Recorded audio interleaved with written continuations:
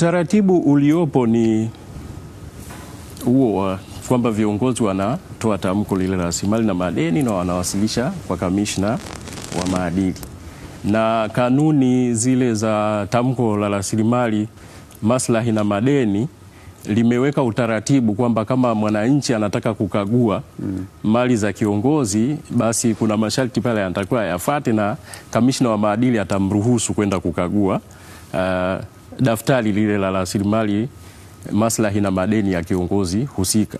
Ili mwananchi aweze kukagua daftari, anatakiwa awe amempelekea kamishna wa maadili taarifa au malalamiko kumhusu kiongozi husika.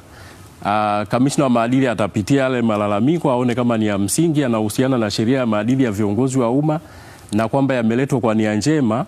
Atamtaka huyo mwananchi husika alipe shilingi 1,000 na anaruhusiwa kukagua daftari hilo la rasilimali na madeni ya kiongozi husika. Na kwa nini sio kwenye public domain? Kwa maana kwamba mwananchi yote tu anaweza ku access, labda iwe ni kwenye tovuti ama kwenye jambo ambalo linakuwa wazi kwa umma, kwa sababu hao wanakuwa ni viongozi wa umma. Kwa nini iwe ni mpaka mwananchi aje ofisini kwenu na kuangalia kwenye daftari? Sasa kuna haki ya kiongozi kama binadamu.